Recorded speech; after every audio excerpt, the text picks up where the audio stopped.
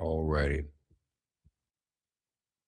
Ladies and gentlemen, we're joined now by the White House Director of HBCU Initiatives, Dr. Deidre Trent. Dr. Trent, how are you? Welcome back to Make It Plain. Thank you. Thank you. It's so great to be back, and I am great.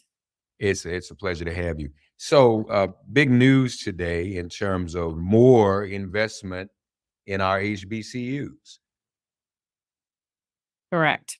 Tell us all Absolutely. about it. Tell us all about it. Yeah. So this is an administration who makes no apologies and investing in HBCUs. In May, the president announced that the administration had invested over $16 billion.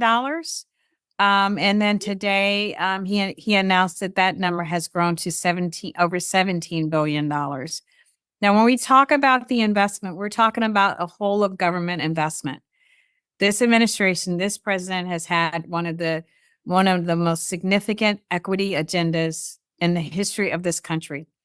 And when we talk about investing in HBCUs, the call has gone out to all of our federal agencies that we want HBCUs at the table. So this is money, the research money has come in from federal agencies, and our HBCUs are able to compete and win those grants.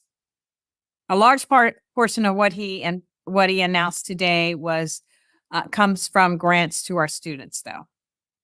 Pell grants. Okay. And so that's important because we know how much our students need those. Right. 75% of our students are Pell eligible, and over 50% are first generation. And so it's necessary that we continue to invest in our students. So this is Pell grants, but that's not all, right? A lot in terms of today. Yes. Today's announcement, there were some competitive research grants that was included in that money as well. That's right. And this is research grants. Are these in particular fields, Dr. Trent? So it's in various fields. Some of it was from UNC, NSF.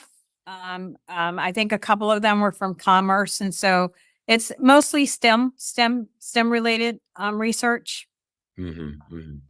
And what difference will it make in terms of what our HBCUs are able to accomplish for our students, these announcements today? Well, for the students themselves, this is money that goes towards their paying for their education. So that makes a huge difference when our students don't have to work and are eligible for additional funding. This administration has increased Pell grants by $900 since it's been here, which is the largest increase in a long time. This president has continued to talk about doubling Pell Grant, and he has said that this should just be a down payment on that effort. And so it goes a long way in terms of our students and making sure they're able to complete college. And so now this, as you mentioned, 16 billion already in terms of investment. And today we're talking about a total of 1.3 billion. Is that correct? It was 1.3 billion. So we're at over $17 billion in investment. And from what you just said, you aren't finished either, are you? I'm not finished. This administration is not finished. We're going to continue to push. We're going to continue to push it.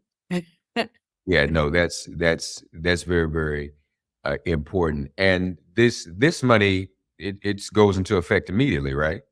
It is already in effect. Exactly. This is money that they have received.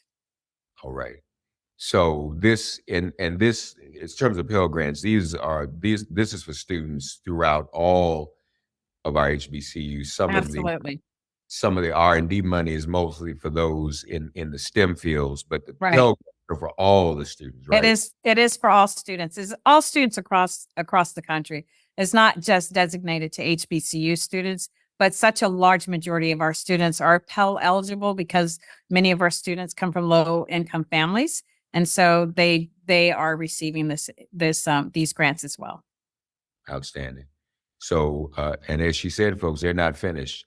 No administration has made historically an investment in HBCUs as much as this one. That's absolutely right. That's right. That's absolutely correct. Dr. Trent, we always appreciate speaking with you and thank you again for your support of our HBCUs. Thank you so much. It's been great to be with you.